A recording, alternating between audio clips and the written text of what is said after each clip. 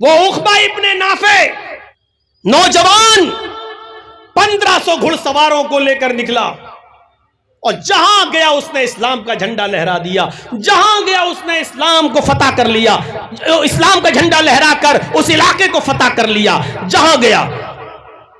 دائیں دیکھا تو اسلامی اسلام، بائیں دیکھا تو اسلامی اسلام، آگے بڑھتا جا رہا ہے، پیچھے اسلام کا جھنڈا لہراتا جا رہا ہے۔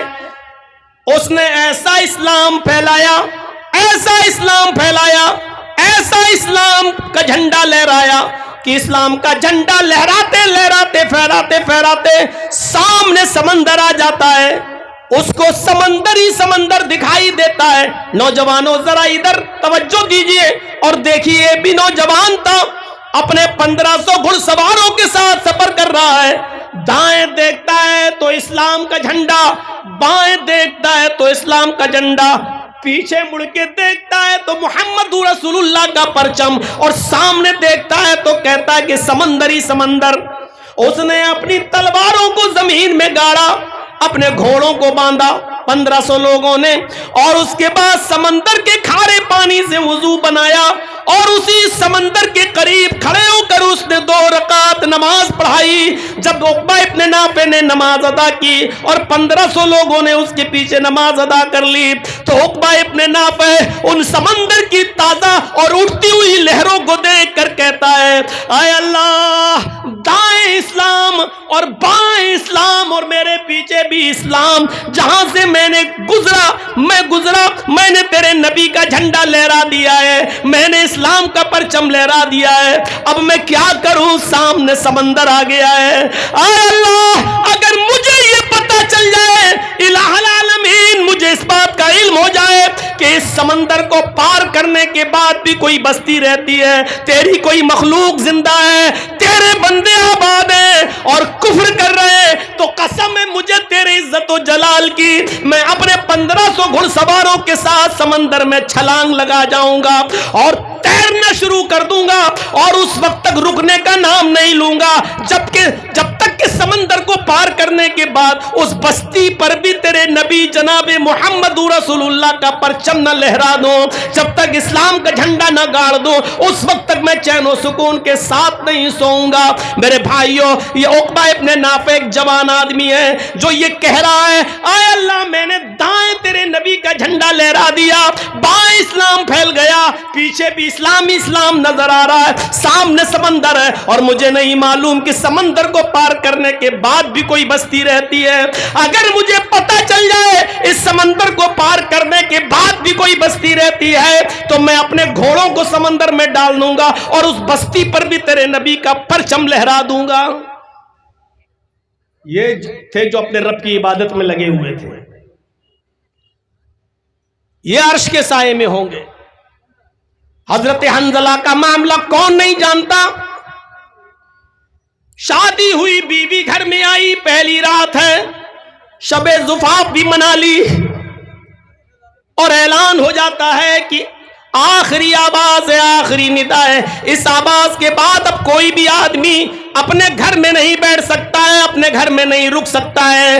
حضرت حنظلہ نے فوراً اپنا گھوڑا کھولا اور جہاد کے لیے نکل گئے۔ ان کی بیوی پیچھے سے کہتی ہے، میں تمہیں جہاد میں جانے سے نہیں روک رہی ہوں، لیکن اے حنظلہ، ابھی تو تم نے مجھ سے ہم بستری کی ہے، ابھی تو شب زفاف بنائی ہے، غسل تو کر لو، غسل تو کرتے جاؤ، غسل تو کرتے جاؤ۔ کہنے لگا، بیوی غسل کرنے کا موقع کہاں ہے؟ قاصد کی آواز نہیں سنی، دعوت دینے والے نے دعوت دی، اب کسی کو ایک لمحہ بھی گھر میں رکنے کی پرمیشن نہیں ہے، یہ آخری آواز ہے، اس آواز کو سن کر جو نہیں نکلا وہ قیامت کے دن اللہ کو جواب دے گا۔ گھوڑا دوڑایا اور نکل گئے، میدان جہاد میں گئے، لڑے، اتنا لڑے کہ لڑتے لڑتے انہوں نے اپنی جان کی قربانی دے دی، شہید ہو گئے، کئی کافروں کو مارا اور خود بھی شہید ہو گئے۔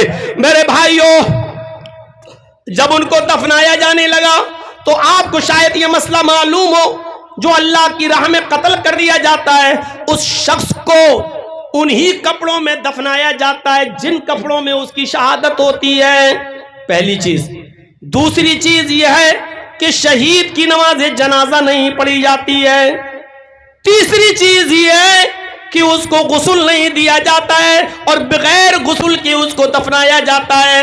قیامت کے دن شہید اسی حال میں اپنی قبر سے اٹھے گا کہ اس کے جسم سے خون کے قطرے گر رہے ہوں گے۔ اللہ رب العالمین ان قطروں کو دیکھ کر کہے گا فرشتوں اس سے کیا حساب لوں، یہ تو میری راہ میں سب کچھ قربان کر کے چلا آیا، اس کو جنت کے اندر داخل کر دو، جانے دو اس کو جنت کے اندر۔ تو جب حضرت حنظلہ کو دفنایا جانے لگا تو بیوی نے عرض کیا اے اللہ کے نبی میرے شوہر کو غسل دے دیجئے۔ اللہ کے نبی نے فرمایا حنظلہ کی بیوی شاید تمہیں پتہ نہیں، شہید کو غسل نہیں دیا جاتا ہے، جنازہ نہیں پڑھا جاتا ہے۔ کہنے لگی میں جانتی ہوں، مسئلہ معلوم ہے، لیکن میں کیسے بتاؤں؟ اے اللہ کے رسول آپ ہی فرماتے ہیں ان اللہ لا یستحی من الحق، اللہ حق بات سے نہیں شرماتا۔ کل ہی میرا نکاح ہوا، میری شادی ہوئی، میرا شوہر مجھے گھر لایا، پہلی رات ہی میرے ساتھ شب زفاف بنائی، جہاد کا اعلان سنا، رات ہی میں نکل گیا، اتنا لڑا کہ لڑتے لڑتے شہید بھی ہو گیا۔ اے اللہ کے نبی شب زفاف بنانے کے بعد میرے شوہر غسل نہیں کر سکے اور بغیر غسل کے نکل گئے، اس لیے میں اس غسل کی بات کر رہی ہوں کہ میرے شوہر کو وہ غسل دے دو، میرے شوہر کو وہ غسل دے دیجئے جو بیوی سے ملنے کے بعد دیا جاتا ہے۔ میرے شوہر بغیر غسل کیے ہوئے نکل گئے اور شہید ہو گئے۔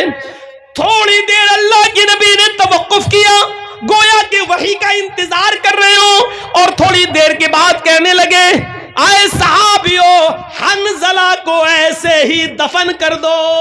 بی بی پھر بولی اے اللہ کے نبی میرے شوہر کے غسل کا کیا بنا؟ امام کائنات نے فرمایا اے حنظلہ کی بی بی تیرے شوہر کو میرے غسل کی ضرورت نہیں، آسمان سے اترنے والے 70,000 فرشتوں نے تیرے شوہر کو غسل دے دیا۔ تیرا شوہر غسیل الملائکہ ہے، اس کو غسیل الملائکہ کا خطاب مل گیا، تیرے شوہر کو 70,000 فرشتوں نے غسل دیا۔ یہ کون سا جوان آدمی تھا، شادی ہوئی پہلی رات منائی اور جہاد کے لیے نکل گیا، اپنی خوبصورت بیوی کو بھی چھوڑ گیا۔ جہاد بھی اللہ کی عبادت ہے اور عبادت کے لیے نکل گیا۔ وہ شاب نشا فی عبادت ربی، دوسرا وہ جوان آدمی عرش کے سائے میں ہوگا جو اپنے رب کی ہر وقت عبادت میں لگا ہوا ہے۔ یہاں صحیح سے بیٹھ کر جلسہ نہیں سن سکتے، عبادت کریں گے اللہ کی۔ نبی اکرم صلی اللہ علیہ وسلم کے زمانے کے بعد ایک دور تھا جب حضرت عمر فاروق خلیفہ بن گئے، اور سنیے زبردست واقعہ سنانے جا رہا ہوں۔ جب امیر المومنین خلیفہ بنے اس وقت کئی بار ٹکر ہو چکی تھی شاہ غسان کے ساتھ، غسان کے بادشاہ کے ساتھ کئی مرتبہ حضرت عمر فاروق کی ٹکر ہوئی، اور شاہ غسان جس کا نام جبلہ ابن اہم تھا وہ حضرت عمر فاروق کی نظروں میں کھٹک رہا تھا، اور حضرت عمر فاروق بھی اس کے دشمن بنے ہوئے تھے کہ کیسے اس کو فتح کیا جائے۔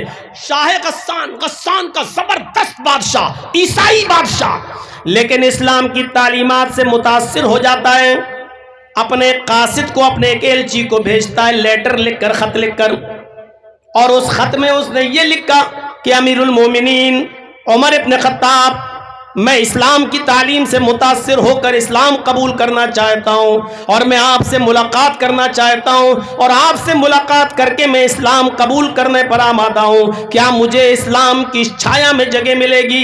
کیا مجھے اسلام کے اندر شرن ملے گی؟ کیا میں اسلام قبول کرنے کا موقع مجھے ملے گا؟ کیا آپ مجھے معاف کریں گے؟ یہ لیٹر لکھ کر وہ اپنے قاصد اور اپنے دودھ کے ذریعے بھیجتا ہے حضرت عمر فاروق کے پاس۔ اس کو امید نہیں تھی کہ حضرت عمر میرے اتنے بڑے دشمن اور مجھے معاف کر دیں گے، اس کو امید نہیں تھی کہ حضرت عمر مجھے اتنی آسانی کے ساتھ قبول کر لیں گے۔ یہ قاصد جب جاتا ہے اور حضرت عمر فاروق کے پاس مدینہ میں پہنچتا ہے تو حضرت عمر فاروق کو لیٹر دیتا ہے۔ حضرت عمر فاروق نے اس خط کو پڑھا، اور پڑھنے کے بعد اسی خط کے پیچھے یہ لکھ کر جواب دے دیا اے شاہ غسان تم فوراً چلے آؤ، تمہاری ساری خطائیں معاف کر دی جائیں گی، تمہاری ساری خطائیں درگزر کر دی جائیں گی، اور اسلام کی پوتر چھایا میں، شیتل چھایا میں تمہیں جگہ دی جائے گی، تمہیں تمہارے حیثیت اور عزت کے حساب سے تمہیں مقام و مرتبہ بھی دیا جائے گا، اور حضرت عمر اپنی پرانی دشمنی بھی تم سے بھول جائیں گے، تم فوراً چلے آؤ، تمہارے لیے مدینے میں جگہ ہی جگہ ہے۔ شاہ غسان نے جب وہ لیٹر پڑھا، جبلہ ابن ایہم نے جب وہ لیٹر پڑھا تو پڑھنے کے بعد اس کے آنکھوں میں آنسو آ گئے کہ حضرت عمر نے مجھے قبول کر لیا، حضرت عمر نے مجھے اتنی جلدی اتنی آسانی سے مان لیا۔ اب جبلہ ابن ایہم جو غسان کا بادشاہ تھا، اپنے 500 باڈی گارڈوں کو لے کر اور 500 گھڑ سواروں کو لے کر مدینے کی طرف سفر کرتا ہے، اور مدینہ پہنچنے والا ہوتا ہے، راستے میں خیمہ ڈالتا ہے، ایک آدمی کو بھیجتا ہے یہ اطلاع دینے کے لیے کہ میں پہنچ چکا ہوں، بتاؤ کب مدینے میں داخل ہو جاؤں۔ حضرت عمر فاروق نے کہا تم جب چاہو تب آ سکتے ہو، تمہیں صحرا میں اور جنگل میں رکنے کی ضرورت نہیں۔ جب شاہ غسان مدینے میں داخل ہوتا ہے تو اس کے سر پر مکٹ ہے، تاج ہے، اور ڈائمنڈ ہیرے کے 2 موتی جڑے ہوئے ہیں، بہت ہی شاندار شاہانہ طریقے سے جاتا ہے، مدینے میں داخل ہو رہا ہے، اور ادھر مدینے میں حضرت عمر اس کی عزت کر رہے ہیں، اور عمر فاروق اور ان کی پوری فوج ان کی خاطر مدارات میں لگی۔ شاہ غسان اسلام لے آیا، اور اس کے ساتھ 500 لوگ بھی اسلام لے آئے، کچھ دن مدینے میں قیام کیا۔ جو بات بتانے کی ہے وہ اب شروع ہو رہی ہے۔ شاہ غسان اسلام لے آیا، کچھ دن مدینے میں رکا، اور جب مدینے میں رکا رہا تو اسی درمیان حج کا موسم آ گیا، حج کا موسم آ گیا۔ حضرت عمر اور مدینے کے بہت سے لوگ مکے کی طرف حج کرنے کے لیے روانہ ہو گئے، جانے لگے۔ حضرت عمر نے شاہ غسان سے کہا اے جبلہ، اچھا موقع ہے، تم نے ابھی نیا نیا اسلام قبول کیا ہے، چلو تم بھی حج کی دولت سے مالا مال ہو جاؤ، پتہ نہیں آئندہ سال زندگی رہے نہ رہے، تم بھی حج کر لو۔ شاہ غسان بھی اپنے 500 گھڑ سواروں کے ساتھ تیار ہو جاتا اور کہتا ہے کہ امیر المومنین مجھے بھی حج کرنے جانا ہے، میں بھی حج کرنا چاہتا ہوں۔ اس نے شاہانہ لباس پہنا، اور جب وہ میقات پر پہنچا تو اس نے احرام باندھا، اور احرام باندھنے کے بعد مدینے سے جب وہ مکے میں جاتا ہے تو احرام میں 2 کپڑے پہنے جاتے ہیں، نیچے ایک بنا سلی ہوئی لنگی اور اوپر ایک چادر ڈال لی جاتی ہے۔ شاہ غسان بہترین لنگی پہنے ہوئے، چونکہ غسان کا بادشاہ تھا، پیسوں کی دولت کی کمی نہیں تھی، اس لیے وہ شاندار لنگی پہنے ہوئے اور اوپر سے چادر اوڑے ہوئے خانہ کعبہ کا طواف شروع ہو جاتا ہے۔ وہ پہلا چکر لگانے میں کامیاب رہا، دوسرا چکر جب شاہ غسان لگا رہا ہے تو بھیڑ زیادہ ہونے کی وجہ سے ایک دیہاتی نوجوان، ایک اعرابی نوجوان کا پیر اس کی چادر پر رکھ گیا۔ بھیڑ تھی بہت زیادہ، تو اچانک دھوکے سے یہ اس نوجوان کا، اس دیہاتی کا پیر اس کی چادر پر رکھ گیا، جس سے شاہ غسان آگے پڑتا ہے تو اس کی لنگی کھل جاتی ہے، لیکن چادر جو جسم پر پڑی ہوئی تھی وہ اتنی لمبی تھی کہ جس کی وجہ سے اس کا سطر نہیں دکھائی دیتا، صرف لنگی کھل گئی لیکن سطر نہیں کھلا۔ اس نوجوان نے جلدی سے وہ چادر اٹھائی اور شاہ غسان کو دے دی، لیجئے دھوکے سے میرا پیر اس پر رکھ گیا، لیجئے یہ لنگی آپ پہنیے۔ شاہ غسان چونکہ بادشاہ تھا، تکبر تھا، نیا نیا اسلام لایا تھا، اس کو نہیں معلوم تھا کہ اسلام لانے کے بعد ہمیں کیا کیا چھوڑنا پڑے گا۔ اس نے پیچھے مڑ کے دیکھا، ایک معمولی آدمی، ایک نوجوان دیہاتی جس کے احرام پر کپڑے پر جوڑ لگے ہوئے ہیں، پیبند لگے ہوئے ہیں، کہا غریب آدمی، دیہاتی، تو نے میری چادر پر پیر رکھ کر میری لنگی کھول دی۔ اس نے ایک تھپڑ، زوردار تھپڑ اس نوجوان کو رسید کر دیا۔ اس بادشاہ نے، جبلہ ابن ایہم نے ایک تھپڑ اس نوجوان کو مارا، تھپڑ اتنی زور سے مارا کہ اس نوجوان کی ایک آنکھ پھوٹ گئی، اس کی آنکھ کا ڈھیلا باہر آ گیا۔ اس نوجوان نے اس وقت کچھ نہیں کہا اور طواف کرنے لگا۔ شاہ غسان نے بھی اپنا طواف کیا. جب یہ نوجوان طواف کرنے کے بعد اپنے قبیلے میں پہنچتا ہے، جب یہ نوجوان طواف کر کے اپنے قبیلے میں جاتا ہے، وہاں کے لوگوں نے پوچھا کہ تمہاری آنکھ کیسے پھوٹ گئی؟ اس نے پوری کی پوری بات بتائی تو پورا قبیلہ غصہ ہو گیا. ارے ہوگا بادشاہ اپنے علاقے کا تو جس کو چاہے گا اس کو مارے گا، جس کی آنکھ پھوڑنا چاہے گا پھوڑ دے گا، یہ کیسے ہو جائے گا؟ اٹھو تم ہمارے پاس چلو، حضرت عمر فاروق کے پاس چلتے، مجھے انصاف چاہیے، عدل چاہیے.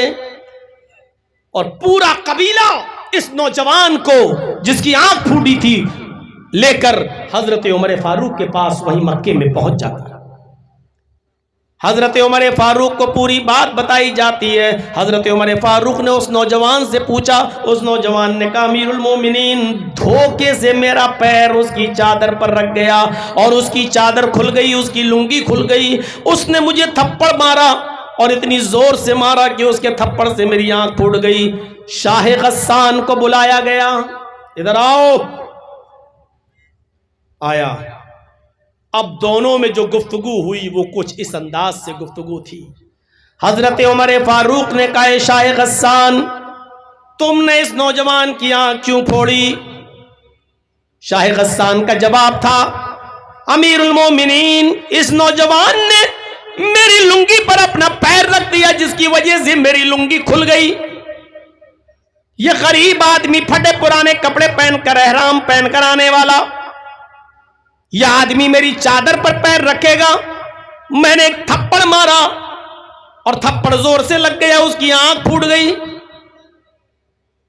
حضرت عمر فاروق رضی اللہ تعالیٰ عنہ نے کہا شاہ غسان اس نے مجھے بتایا ہے کہ دھوکے سے اس کا پیر چادر پر رکھ گیا تھا جس کی وجہ سے یہ چادر تمہاری کھل گئی، لنگی کھل گئی.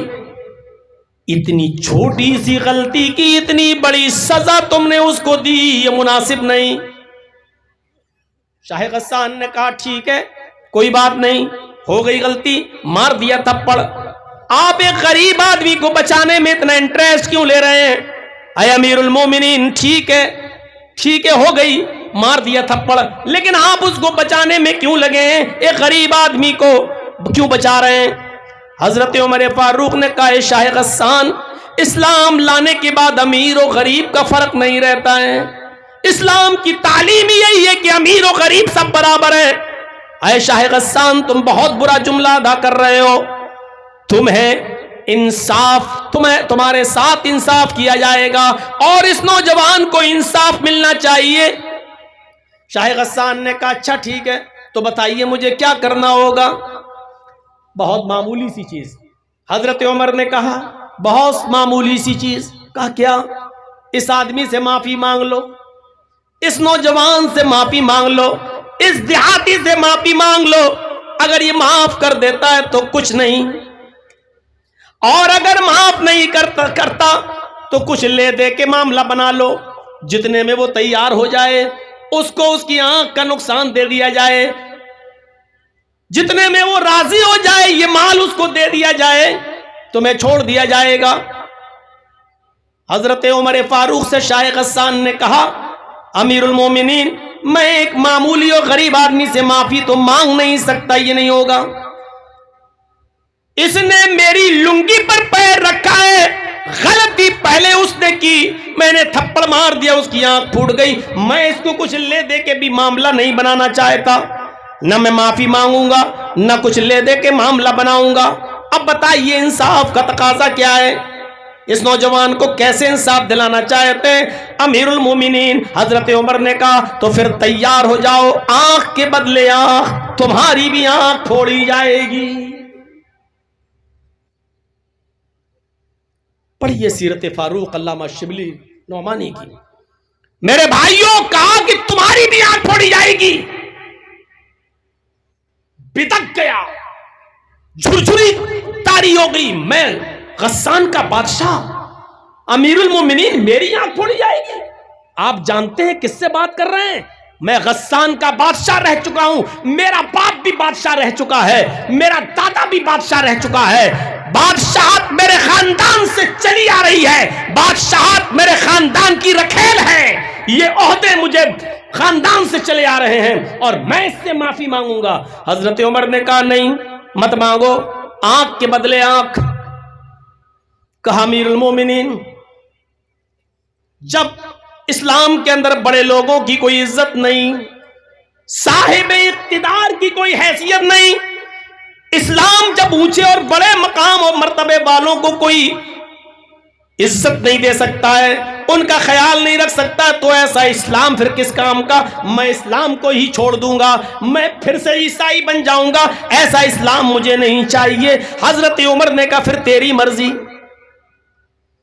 اس نے کہا ٹھیک ہے میں جا رہا ہوں غسان, اور میں پھر سے عیسائیت قبول کروں گا. حضرت عمر نے کہا تم اس غسان نہیں جا سکتے ہو. آئے شاہ غسان, آئے جبلہ ابن آئے, ہم اسلام لانے سے پہلے تم جو تھے وہ تھے, لیکن اسلام لانے کے بعد تم اسلام بھی نہیں چھوڑ سکتے ہو. اگر تم نے اسلام چھوڑنے کی جرات کی, اگر مرتد ہونے کی کوشش کی, تو تمہیں دوسری سزا دی جائے گی جو اسلام کے قانون میں مرتد کو ملتی ہے. اس نے کہا اگر میں عیسائیت قبول کر لوں تو مجھے کیا سزا دی جائے گی؟ حضرت عمر فاروق نے کہا پھر تیری گردن اڑائی جائے گی, کیونکہ اسلام کے اندر مرتد کی سزا یہ ہے کہ اس کو قتل کر دیا جائے. اس نے سوچا میں تو دونوں طرف سے پھنس گیا, معافی مانگ نہیں سکتا, میری عزت کے خلاف ہے, اور آنکھ میری پھوڑی جائے یہ تو اور زیادہ بے عزتی کی بات ہے. ایک بادشاہ کی آنکھ پھوڑی گئی, اور اگر اسلام چھوڑ رہا ہوں تو میری گردن بھی اڑائی جا رہی ہے, اب کیا کروں؟ اس نے کہا امیر المومنین ٹھیک ہے مجھے کچھ سوچنے کا موقع دیجئے. اتنا بڑا فیصلہ, کچھ سوچنے کا موقع تو دیجئے. حضرت عمر نے کہا تمہیں 1 دن کی مہلت دی جا رہی ہے, کل اسی وقت تک کا ٹائم ہے تمہارے پاس, ہماری زبان میں 24 گھنٹے, تمہیں 24 گھنٹے کی مہلت دی جا رہی ہے. کل اس وقت تک تم بتا سکتے ہو معافی مانگتے ہو یا نہیں, کچھ لے دے کے معاملہ بناتے ہو یا نہیں, یا آنکھ پھڑواتے ہو یا نہیں, یا اسلام چھوڑ رہے ہو کیا. تم کل سوچ سمجھ کے بتا دو کہ تمہیں کیا کرنا ہے. میرا مشورہ مانو تو سب سے آسان طریقہ یہ ہے کہ اس کو سوری بول دو, اس سے معافی مانگ لو, اور مجھے امید ہے کہ تمہارا بھائی بھی تمہیں معاف کر دے گا, کیونکہ اسلام عفو درگزری کو پسند کرتا ہے, وہ معاف کر دے گا. اس نے کہا امیر المومنین اپنا مشورہ اپنے پاس رکھیے, مجھے 1 دن کی مہلت آپ نے دی ہے, میں کل بتاتا ہوں آپ کو. کہا ٹھیک ہے جاؤ. وہ گیا اپنے خیمے میں جہاں پڑاؤ ڈالا ہوا تھا, اور اپنے 500 ساتھیوں سے کہتا ہے کہ اسلام لانے کے بعد تو اور بے عزتی ہو رہی ہے, کوئی فرق نہیں ہے, امیری غریبی میں کوئی فرق نہیں ہے. عدل کا تقاضا عمر کہتے ہیں کہ یہ ہے کہ تمہاری آنکھ پھوڑی جائے گی. بتائیے میں شاہ غسان کا بادشاہ, اور میری آنکھ پھوڑی جائے. میں نے فیصلہ کر لیا کہ اسلام چھوڑ دوں گا, لیکن یہاں اسلام چھوڑتا ہوں تو میری گردن کاٹی جائے گی. ایسا کرو کہ رات کی تاریکی میں ہم لوگ یہاں سے بھاگ جاتے ہیں, فرار ہو جاتے ہیں. اور جب رات تاریک ہوئی اور چاروں طرف سے چھا گئی تو شاہ غسان اپنے 500 آدمیوں کو لے کر رات کے اندھیرے کا فائدہ اٹھاتے ہوئے بھاگ گیا, اور پھر وہ اپنے شہر اپنی بستی میں چلا گیا. حضرت عمر فاروق کو پتا چلا کہ یہ لوگ تو رات میں بھاگ گئے, لیکن کوئی پرواہ نہیں کی. اس نوجوان کو بلایا, کہا مجھے عدل اور انصاف ان 500 آدمیوں کے پھر جانے سے اور اسلام کو چھوڑ دینے سے بھی زیادہ پیارا ہے. میں نہیں چاہتا کہ ایسے لوگ اسلام کے اندر داخل ہوں جو امیر ہونے کے باوجود تکبر کی چادر اپنے اوپر سے نہ اتار سکیں, گھمنڈ کی ردا اپنے اوپر سے نہ اتار سکیں. مجھے ایسے لوگوں کے اسلام کی کوئی چنتا نہیں ہے. چلے گئے کوئی فرق نہیں پڑتا. مجھے فخر ہے کہ میں نے نیائے, انصاف اور عدل کو قائم رکھا ہے. میرے پیارے ساتھیوں, عدل اور انصاف کا تقاضا یہ تھا. حضرت عمر فاروق کون تھے؟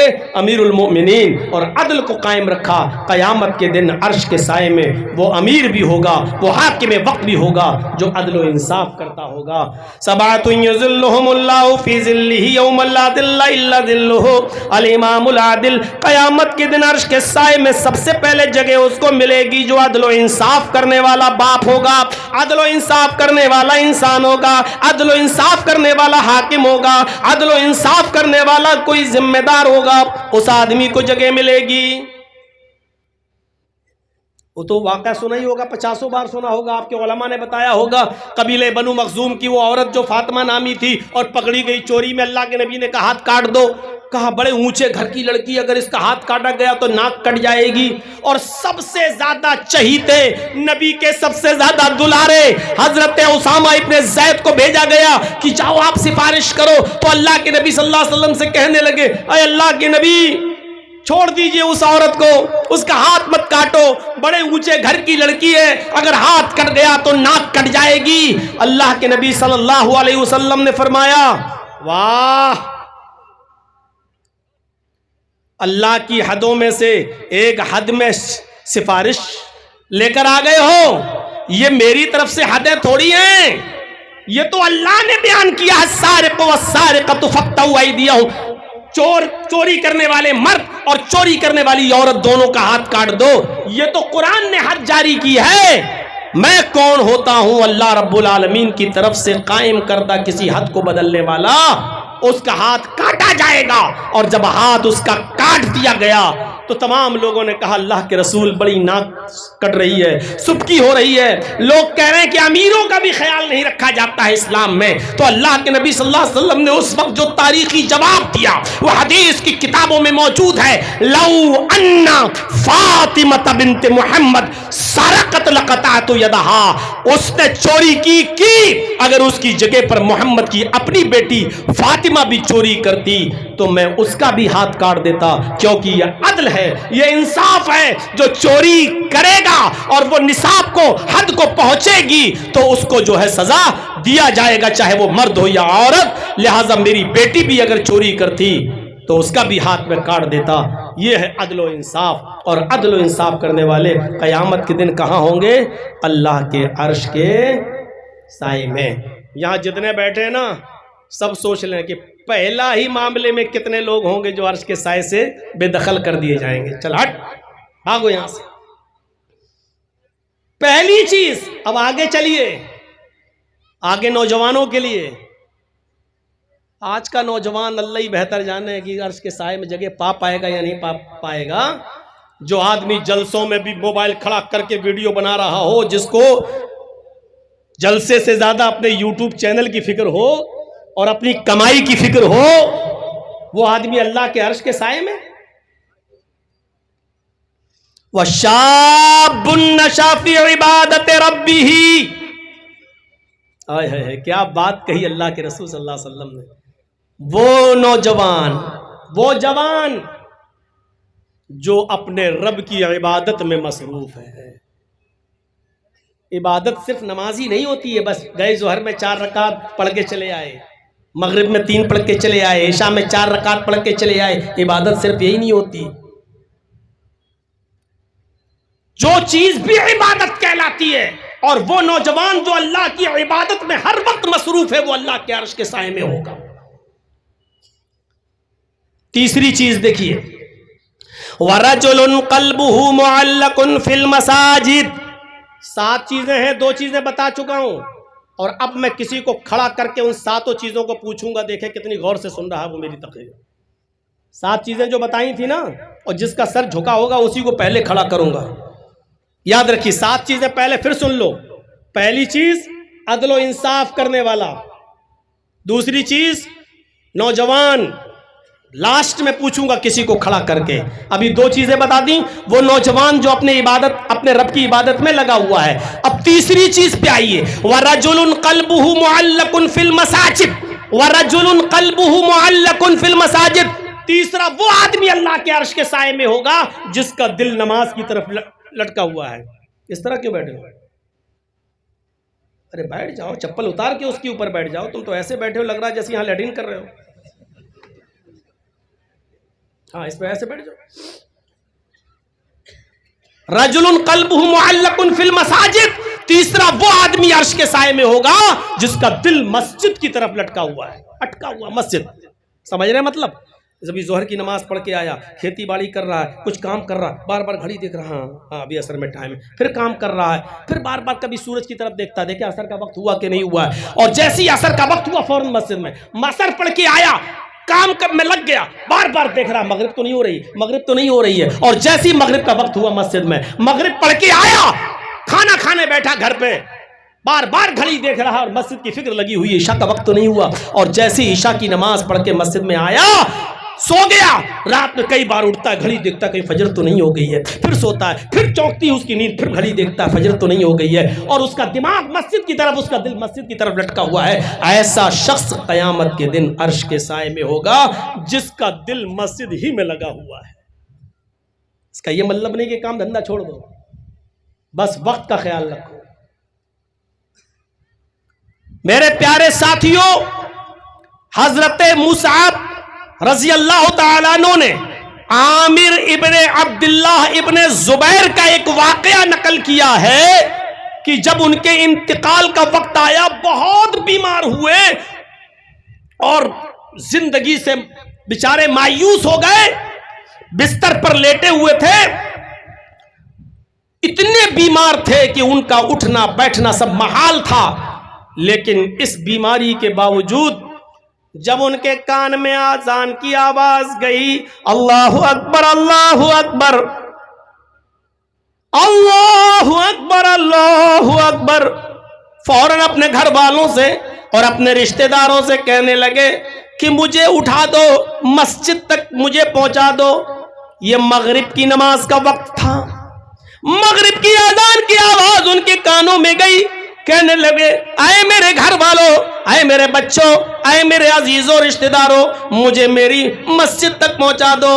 بیٹوں نے کہا, بھتیجوں نے کہا, بھانجوں نے کہا, عزیزوں نے کہا آپ بہت بیمار ہیں, لیٹے لیٹے اسی گھر میں نماز ادا کر لیجئے.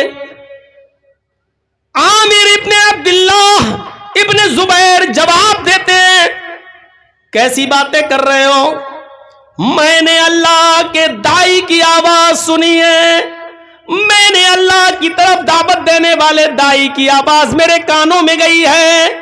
اس نے ابھی پکار کے کہا ہے حی علی الصلاۃ, آؤ نماز کے لیے. اے میرے عزیزوں, اے میرے بچوں, اے میرے رشتہ داروں, اللہ کی دعوت داعی کی آواز سن کر بھی میں لبیک نہ کہوں تو مجھ سے بڑا بد نصیب کون ہوگا, مجھ سے بڑا بدقسمت کون ہوگا. کہ نہیں, مجھے جانا ہے مسجد میں. ضد کی, اتنی ضد کی. مصعب ابن عمیر کہتے ہیں حضرت مصعب کہ ان کو ان کے رشتہ داروں نے اٹھا لیا اور اٹھانے کے بعد سہارا دے کر ان کو مسجد تک پہنچا دیا. وہ مسجد میں گئے, امام صاحب مصلی پر کھڑے تھے, یہ بیٹھ گئے اور بیٹھ کر نماز ادا کرنے لگے, امام کے پیچھے نماز. اس حال میں بھی اب آپ اندازہ لگائیے کہ کتنے بیمار تھے. ابھی آپ کو پتا چلے گا. جب پہلی رکعت کی قیام ختم ہوا, رکوع میں گئے, رکوع میں گئے, انہوں نے رکوع میں بھی بیٹھ کر رکوع کیا, سبحانک اللہم ربنا و بحمدک اللہم اغفر لی دعا پڑھا. اس کے بعد میں یہ سجدے میں گئے, پہلی رکعت کا سجدہ ہے, سجدے میں بھی انہوں نے دعا کی سبحانک اللہم ربنا و بحمدک اللہم اغفر لی. اور پہلا سجدہ کرنے کے بعد جب اٹھے, امام نے دوسرا سجدہ نہیں کیا, ابھی یہ دعا پڑھ ہی رہے تھے, رب اغفر لی رب اغفر لی. اتنا پڑا اور غشی آئی زمین کی اوپر, وہیں گر گئے. اور جیسے ہی گرے, پہلی رکعت میں ہی ان کی روح قفس عنصری سے پرواز کر گئی. عامر ابن عبداللہ ابن زبیر مغرب کی پہلی رکعت میں ہی انتقال کر گئے. اب آپ اندازہ لگائیں, انتقال جیسی کنڈیشن, لیکن کیا کہہ رہے ہیں کہ اللہ کے داعی کی آواز میرے کانوں تک پہنچ گئی ہے, اور میں اللہ کی آواز پر, اس کی دعوت پر میں لبیک نہ کہوں, میں مسجد نہ جاؤں, یہ کیسے ہو سکتا ہے, مجھے مسجد لے چلو. یعنی اس کنڈیشن میں بھی ان کا دماغ اور ان کا ذہن اور ان کا دل مسجد کی طرف لگا ہوا ہے. یہ لگاؤ ہمارا ہونا چاہیے مسجد کے ساتھ.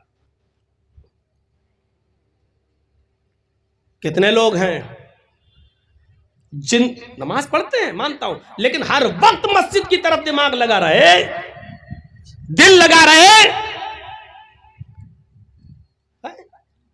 کس کے پاس ایک واقعہ سیر اعلام النبلہ کے اندر درج ہوا ہے, آپ اس واقعے کو پڑھیں گے تو تعجب کریں گے. اس میں تو عبید اللہ القواریری کا واقعہ نقل ہوا ہے. عبید اللہ القواریری جو ہر وقت مسجد میں نماز پڑھنے جاتے تھے اور جن کی پہلی تکبیر بھی کبھی فوت نہیں ہوتی تھی, بصرہ کے رہنے والے. اور ایک دن ان کے گھر پہ کوئی مہمان آ گیا. مہمان کی خاطر مدارات کرتے کرتے اتنی دیر ہو گئی کہ عشاء کی نماز کا وقت نکل گیا. یہ جلدی سے اس کو کھلانے میں لگ گئے اور جب تک مہمان نے کھانا کھایا تو کہا کہ اب میں مسجد میں جا رہا ہوں نماز پڑھنے کے لیے. عبید اللہ القواریری جیسی مسجد کی طرف نکلے, نماز پڑھنے کے لیے جانے لگے.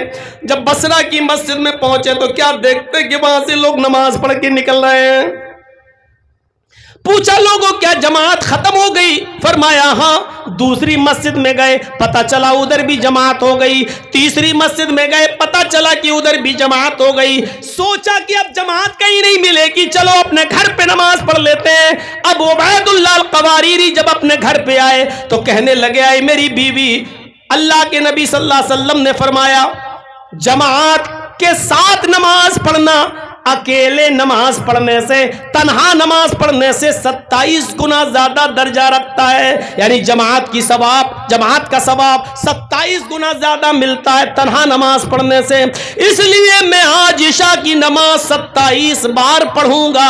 عبید اللہ القواریری عشاء کی نماز پڑھنے کے لیے کھڑے ہو جاتے ہیں. ایک مرتبہ 4 رکعت پڑھ لی, دوبارہ پھر کھڑے ہو گئے, پھر عشاء کی 4 رکعت دوبارہ پڑھ لی, پھر کھڑے ہو گئے, پھر عشاء کی نماز 4 رکعت تیسری بار پڑھ لی, پھر کھڑے ہو گئے, اور چوتھی بار, 5ویں بار, 6ٹھی بار انہوں نے عشاء کی نماز کو 27 بار پڑھا, یہ سوچ کر کہ اب مجھے جماعت کا ثواب مل گیا ہوگا. 27 بار نہیں, 27 جماعت کے برابر ثواب پانے کے لیے 27 بار پڑھا. وہ 27 عشاء نہیں تھی, بلکہ اس نماز کو جماعت کے برابر ثواب مل جائے اس لیے 27 بار پڑھا. جب 27 بار نماز پڑھنے کے بعد جب وہ بستر پر سونے گئے تو رات میں خواب دیکھ رہے ہیں کہ میرا مقابلہ ہو رہا ہے گھوڑ سواروں کے ساتھ. تمام لوگ اپنے اپنے گھوڑے دوڑا رہے ہیں, میرا گھوڑا سب سے اچھا اور میں سب سے پیچھے. گھوڑے کو ایڑ لگائی, مجھ سے آگے جو گھوڑا دوڑا رہا ہے وہ کہنے لگا, آئے عبید اللہ, تم اپنے گھوڑے کو ایڑ کیوں لگا رہے ہو, تم اپنے گھوڑے کو کیوں مار رہے ہو, تم اپنے گھوڑے کو بار بار کیوں کچوکا دے رہے ہو, تم ہم سے آگے نہیں نکل پاؤ گے. کہنے لگے واہ, میرا گھوڑا نیا, میرا گھوڑا جوان, میرا گھوڑا تر و تازہ, پھر ہم تمہارے ساتھ کیوں نہیں آ پائیں گے, ہم تمہارے ساتھ ضرور صف میں آ ملیں گے, ہم آتے ہیں ابھی. وہ آدمی نے کہا جو ان سے آگے چل رہا تھا, آئے عبید اللہ, تم گھوڑے کو تھکا بھی دو گے تب بھی تم میرے مقابلے پہ نہیں آ سکتے, میرے ساتھ نہیں آ سکتے, اس لیے کہ میں نے عشاء کی نماز جماعت کے ساتھ پڑھی ہے اور تم نے عشاء کی نماز جماعت کے ساتھ نہیں پڑھی. یعنی 27 مرتبہ نماز پڑھنے کے باوجود بھی ان کی نمازوں کو وہ مقام اور وہ درجہ نہیں ملا جو جماعت کے ساتھ نماز پڑھنے والے کو ملتا ہے. اس واقعے کو سیر اعلام النبلہ میں دیکھا جا سکتا ہے. اب آپ اندازہ لگائیے میرے پیارے ساتھیوں کہ مسجد میں نماز پڑھنا اور مسجد کی طرف دماغ لگانا اور دل کا اٹکا ہونا یہ عرش کے سائے میں جگہ پانے کا سبب ہے. لہذا ہمیں ہر وقت مسجد کی طرف ہمارا دل لگا ہوا ہونا چاہیے. یہی ایک واقعہ کافی ہے. 3 چیزیں ہو گئیں. عدل و انصاف کرنے والا پہلا, وہ جوان جو اپنے رب کی عبادت میں لگا ہوا ہے دوسرا, اور وہ آدمی جس کا دل مسجد کی طرف ہر وقت لگا ہوا ہے تیسرا. چوتھا, وَرَجُلَانِ تَحَابَّا فِي اللَّهِ اجْتَمَعَا عَلَيْهِ وَتَفَرَّقَا عَلَيْهِ, جس نے کسی سے دوستی کی تو اللہ کے لیے, کسی سے دشمنی کی تو اللہ کے لیے, کسی سے ملتا ہے تو اللہ کے لیے اور کسی کو چھوڑتا ہے تو اللہ کے لیے, اس میں اس کا ذاتی مفاد شامل نہیں ہوتا ہے. آج تو یہی ہے, ہم کسی سے دوستی کرتے ہیں تو ذاتی مفاد کے لیے اور کسی سے دشمنی کرتے ہیں تو ذاتی مفاد کے لیے. میرے بھائیوں, آج تک کسی نے کیا اللہ کے لیے کسی سے دشمنی کی؟ آپ اپنے گاؤں میں بہت سے لوگوں سے نہیں بولتے ہو, لیکن وجہ کیا ہے؟ وجہ کیا ہے؟ اس نے آپ کی زمین پر قبضہ کیا. وجہ کیا ہے؟ اس نے آپ کے گھر سے اونچا اپنا گھر بنا لیا. وجہ کیا ہے؟ اس نے آپ سے قرض لیا تھا 1 مہینے کا وعدہ کر کے, لیکن 2 مہینے ہو گئے ابھی تک آپ کا قرضہ نہیں دیا. آپ اس وجہ سے اس سے دور رہتے ہو. لیکن آپ نے اللہ کے لیے کسی کو چھوڑا ہو ایسا نہیں ہے. حضرت علی رضی اللہ تعالیٰ عنہ ایک مرتبہ ایک یہودی سے اسی شرط پر لڑ رہے تھے کہ یا تو مجھے مار دے یا میں تجھے مار دوں, اور دونوں لڑنے لگے. تلوار سے نہیں, ہاتھ پیر سے لڑائی ہو رہی تھی. کبھی علی اوپر اور یہودی نیچے, کبھی یہودی اوپر علی نیچے. یہ لڑائی بہت دیر تک چلتی رہی اور آخر میں علی غالب آ گئے اور حضرت علی نے اس یہودی کا گلا پکڑ کے دبانا شروع کر دیا ایسے, اور یہ شرط ہی ہے تو مجھے مار دے یا میں تجھے مار دوں. جب گلا پکڑ کے اس کا دبانے لگے حضرت علی, تو یہودی نے اپنے منہ میں بہت سا تھوک جمع کیا, آ کر کے تھوک دیا حضرت علی کے چہرے پہ. حضرت علی نے اس کا گلا چھوڑ کے ایسے تھوک کو پوچھنے لگے, اور پھر غصہ آیا تو اور کس کے اس کا گلا پکڑ کے دبانے لگے. پھر سوچا نہیں اب تو چھوڑ دیا, اور کہا بھاگ یہاں سے, ہٹ جاؤ یہاں سے. وہ جانے لگا, جاتے جاتے کہنے لگا اے علی عجیب چیز ہے, شرط تو یہ تھی تو مجھے مار دو میں تمہیں مار دوں, تم تو غالب بھی آ گئے تھے, میرا گلا بھی پکڑ لیا تھا, مارنے ہی والے تھے. جب میں نے تمہارے اوپر تھوکا چہرے پر تو میں نے دیکھا کہ تمہیں اور غصہ آیا. جب اور غصہ آیا تو اس غصے میں تو میں نے سمجھ لیا تو اب میری جان گئی, لیکن جب اور غصہ آیا تو تم نے مجھے چھوڑ دیا. آخر یہ کیا بات رہی؟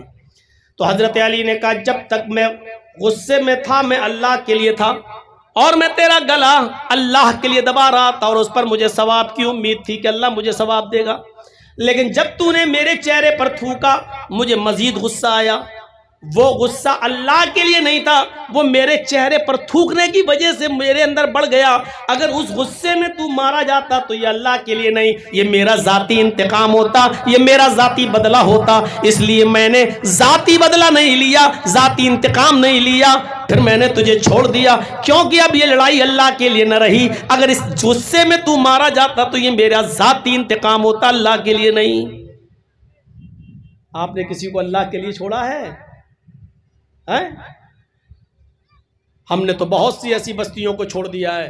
مولانا صاحب ایسا نہیں بولنا, مولانا صاحب اس کے بارے میں مت بولنا, اس کے بارے میں مت بولنا. میں نے کہا ٹھیک ہے مت بولانا. میرے بھائیو یہاں کہا جا سکتا ہے کہ آپ کی شرائط پر تھوڑی جلسے ہوں گے.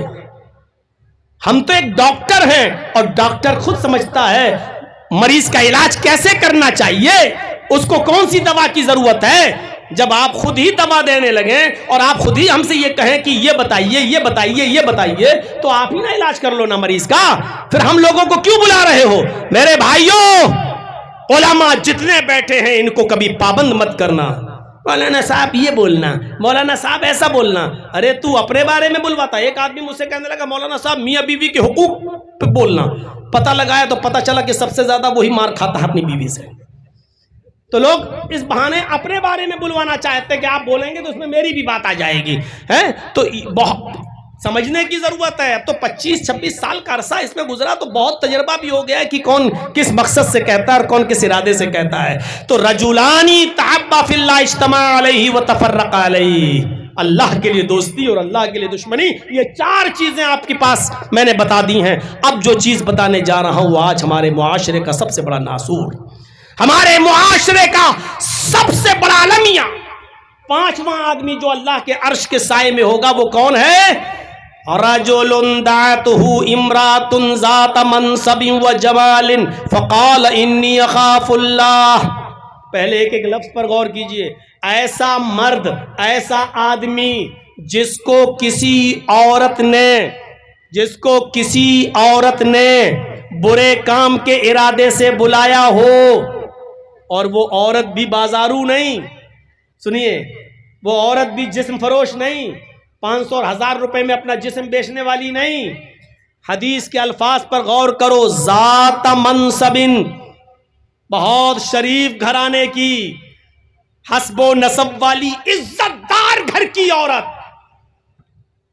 عزت دار گھر کی عورت, و جمال, اور حسن و جمال کی دیوی, بہت خوبصورت حسین و جمال عورت. طلبتہم رات یدعتہم رات ذات منصب و جمال, جس مرد کو کسی خوبصورت حسین و جمیل عورت نے شریف گھر کی، خاندان کی بہت ہی زیادہ شرافت چھلک رہی ہے اس کے چہرے پر. ایسی شریف عورت، شریف خاندان کی عورت جس نے اس کو برے کام کے لیے بلایا اور اس آدمی نے ایسی عورت کی دعوت کو ٹھکرا دیا. ہٹ نہیں، وہ کہہ رہی آؤ میرے پاس، چلو میرے روم میں، چلو میرے کمرے میں، اور اس نے کہہ دیا انی اخاف اللہ، دور ہو جاؤ، میں اللہ سے ڈرتا ہوں. اللہ کے خوف کی وجہ سے اس عورت کو چھوڑ دیا تو یہ آدمی بھی اللہ کے عرش کے سائے میں. ہم تصور نہیں کر پا رہے ہیں کس عورت کے بارے میں. ارے بازارو عورتوں کا تو میں تصور ہی نہیں آپ کو بتا ہی نہیں رہا ہوں. یہ تو روز ایسی عورت کو جو پیسے والی بھی ہے، دولت والی بھی ہے، جس کے پاس پیسوں کی کمی نہیں، یعنی اگر آپ اس کے ارادے کو پورا کر دیں تو وہ آپ کو الٹا پیسہ بھی دے رہی ہے، آپ کو عزت بھی دے رہی ہے، آپ کی بات بھی چھپا رہی ہے، آپ کو اپنے گھر آنے کا موقع بھی دے رہی ہے، آپ کے پاس تنہائی کے سارے موقع خود عورت دے رہی ہے. آؤ، تمہیں ٹینشن کی ضرورت نہیں ہے، تم آؤ میرے پاس، میں سنبھال لوں گی، کوئی معاملہ نہیں. اور وہ بہت اونچے گھر کی، ذات منصب، حسب و نسب اونچا، ذات برادری اونچی، کاسٹ اونچی، عزت دار گھر کی، بڑی اونچے گھر کی لڑکی، بڑے گھر اونچی اور خوبصورت بھی بے انتہا ایسی عورت، اور آپ کے پاس پورا موقع ہے اس کی بات ماننے کا، پورا موقع ہے اس کے ساتھ غلط کام کرنے کا، پورا اختیار بھی ہے آپ کے پاس، لیکن آپ کے دل میں اللہ کا خوف ایسے موقع پہ آ جائے، اور ایسے موقع پہ آنے کے بعد آپ کہنے انی اخاف اللہ، میں اللہ سے ڈرتا ہوں، نہیں میں تیرے قریب نہیں آ سکتا، میں اللہ کو جواب دینا ہے. ایسا شخص بھی قیامت کے دن اللہ کے عرش کے سائے میں ہوگا. بخاری شریف کے اندر ایک واقعہ آیا ہے، مرثد ابن ابی مرثد رضی اللہ تعالیٰ عنہ جو حالت کفر میں تھے، اسلام لائے تو اللہ کے نبی جناب محمد رسول اللہ صلی اللہ علیہ وسلم نے ان کو مکے میں بھیجا، کیونکہ یہ پہلے چوریاں کیا کرتے تھے. اسلام لانے کے سے پہلے ان کو معلوم تھا کہ چور بیڑیاں کیسے توڑتا ہے، تالے کیسے توڑتا ہے، چوری کیسے کرتا ہے. تو کچھ صحابہ مکے میں کافروں کے پاس قید تھے. اللہ کے نبی نے کہا ان کے گھروں میں نقب لگا کر ہمارے ان مظلوم صحابہ کو جن کو کافروں نے قید کر کے رکھ لیا ہے ان کو چھڑا کے لاؤ. اب تم اسلام لا چکے ہو تو ایک چوری ہمارے لیے کرو. اور وہ چوری کیا ہے؟ تم مسلمان صحابہ کو کافروں کے گھروں سے نقب لگا کر ان کی بیڑیاں توڑ کر ان کو چھڑا کے مدینے میں لاؤ. تو یہ گئے، کئی مرتبہ لا چکے. ایک مرتبہ جب مکے پہنچے تو کسی قیدی کو لانا تھا، کسی قیدی کو چھڑانا تھا کسی گھر میں نقب لگا کر. تو رات کا وقت انہوں نے چنا. جب رات کا وقت آیا میرے بھائیو، ایک پہاڑی کی دیوار سے وہ سٹ کر چھپ کر بیٹھ گئے کہ تھوڑی سی اور رات ہو جائے تب ہم گھر میں گھسیں. اچانک وہاں سے ایک عورت آتی ہے، اس نے پہاڑی کی دیوار کے اوپر ایک سایہ دیکھا، کالے رنگ کا سایہ دیکھا. وہ سمجھ گئی کہ اس پہاڑی کے آس پاس کوئی آدمی موجود ہے. وہ چونکہ بدچلن عورت تھی جس کا نام اناق تھا، وہ قریب آتی ہے، اور جب پہاڑی کے قریب آتی ہے تو کیا دیکھتی ہے کہ اس پہاڑی کے پیچھے تو ایک آدمی چھپا ہوا ہے. رات کے اندھیرے میں جب یہ اور قریب گئی تو پہچان جاتی ہے اور کہتی ہے ارے تم تو مرثد ہو. حضرت مرثد نے جب اپنا چہرہ اٹھا کر دیکھا تو کہنے لگے ارے تم تو اناق ہو، اتنی رات میں تم یہاں کیا کرنے آئی ہو؟ اس نے کہا اے مرثد کیا ہو گیا تمہیں؟ اتنے دنوں سے، اتنے سالوں سے تم کہاں غائب تھے؟ میں تمہاری جدائی کے لیے تڑپ گئی، میں کتنی پریشان ہوں، میں نے کتنی تمہیں بار یاد کیا. چلو چلو باقی باتیں کل ہو جائیں گی، آج کی رات فضول باتوں میں مت گزارو، میرا گھر خالی پڑا ہے، آؤ پہلے اپنے گھر چلتے ہیں، پہلے اپنی آرزویں پوری کرتے ہیں، اپنی تمنائیں پوری کرتے ہیں. یہ کس نے کہا؟ اناق نے. کس سے کہہ رہے ہیں؟ حضرت مرثد ابن ابی مرثد سے. اور یہ مرثد خود اس کے عورت سے پہلے تعلقات قائم کر چکے ہیں، زمانے جاہلیت میں اسلام لانے سے پہلے اس کے ساتھ زناکاری کر چکے ہیں، اس کی دوستی بھی ان کے ساتھ رہ چکی ہے. لیکن جب اناق ہاتھ پکڑ کر کھینچتی ہے، کہتی جلدی چلو، اس رات کا وقت کہیں گزر نہ جائے، آؤ میرے گھر میں چلو. جیسے ہی اناق نے مرثد ابن ابی مرثد کا ہاتھ پکڑا، حضرت مرثد نے اس کے ہاتھ کو پکڑ کے جھٹک دیا اور کہنے لگا اناق دور ہو جاؤ، اب میں وہ مرصد نہیں رہا جو تم سمجھ رہی ہو.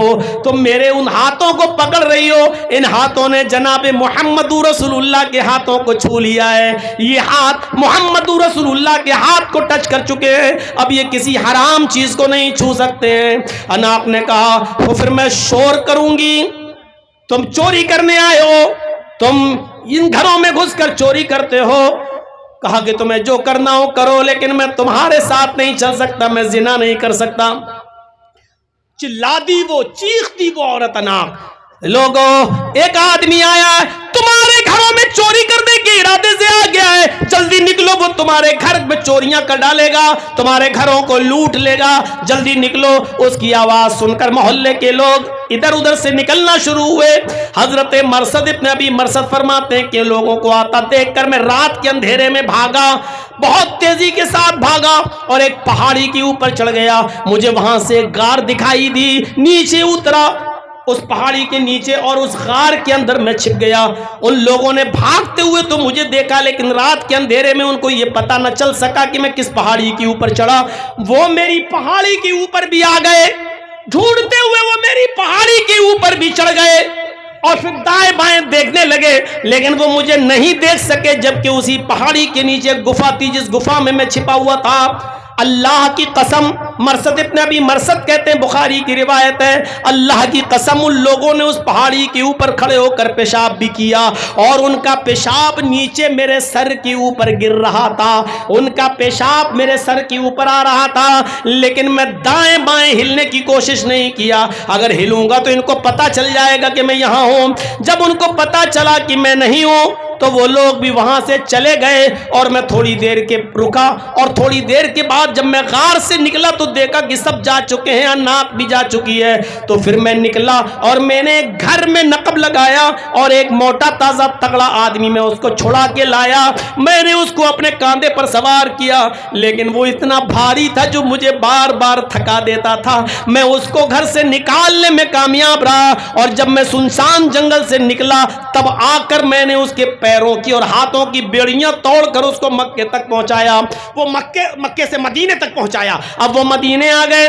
اب یہاں اللہ کے رسول صلی اللہ علیہ وسلم کے پاس جب مرصد ابن ابی مرصد آئے, کہا اللہ کے رسول میں ان کو لے کر آیا ہوں. نماز کا وقت تھا, نماز ادا کی گئی. اللہ کے نبی نے کہا مرصد مبارک ہو, تم دین کا کتنا اچھا کام کر رہے ہو. حضرت مرصد کہتے ہیں اللہ کے نبی آج میں آپ سے کچھ مانگنا چاہتا ہوں. اللہ کے نبی نے کہا مرصد میرے پاس دینے کے لیے کیا ہے, بتاؤ تم کیا مانگنا چاہتے ہو. حضرت مرصد کہتے ہیں اے اللہ کے رسول ایسا ایسا معاملہ ہے, میں اس جنگل میں گیا, میرے پاس ایک عورت آئی, وہ میری دوست رہ چکی ہے, اس کے ساتھ زمانے جاہلیت میں میرے تعلقات بھی قائم ہو چکے ہیں, اس سے مجھے محبت ہے اور اس کو مجھ سے بھی محبت ہے, بے انتہا محبت ہے.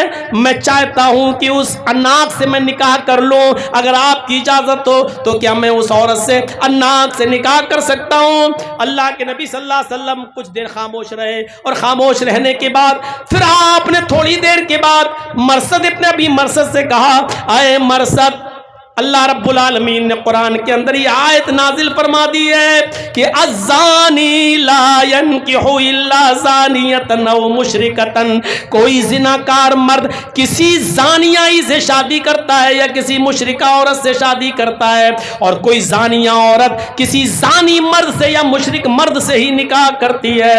اے مرصد تم اسلام لا چکے ہو, تم با ایمان ہو چکے ہو, تم مومن ہو چکے ہو, قرآن کی آیت کی روشنی میں تمہارا نکاح کسی زانیہ اور بدچلن عورت سے اور مشرکہ عورت سے تمہارے لیے جائز نہیں ہے. اسلام لانے کے بعد تمہیں اپنی اس محبت کو قربان کرنا ہی ہوگا. اور حضرت مرصد مان جاتے ہیں اللہ کے رسول کی بات. ٹھیک ہے, جب قرآن کی آیت ہی نازل ہے اور اس میں منع کر دیا تو میں اس کے ساتھ نکاح نہیں کروں گا. میرے بھائیوں, اس نے موقع دیا, آؤ گھر میں اکیلا پن ہے, تنہائی ہے, ہم بھی اکیلے ہیں, خوبصورت ہے اناق سب کچھ, لیکن کیا کہہ رہے ہیں حضرت مرصد ابن ابی مرصد, نہیں, ان ہاتھوں نے محمد رسول اللہ کے ہاتھوں کو چھو لیا ہے, اب کوئی حرام چیز میں نہیں چھو سکتا.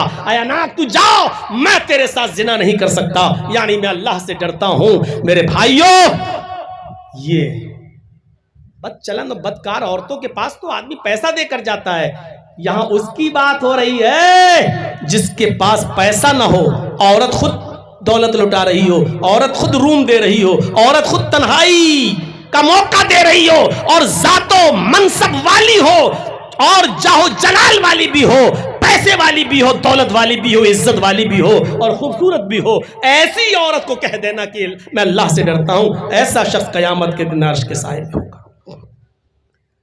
صفت الصفوہ علامہ ابن القیم الجوزی کی پڑھیں گے تو اس میں ابن سیرین کا بھی ایک واقعہ آپ کو ملے گا۔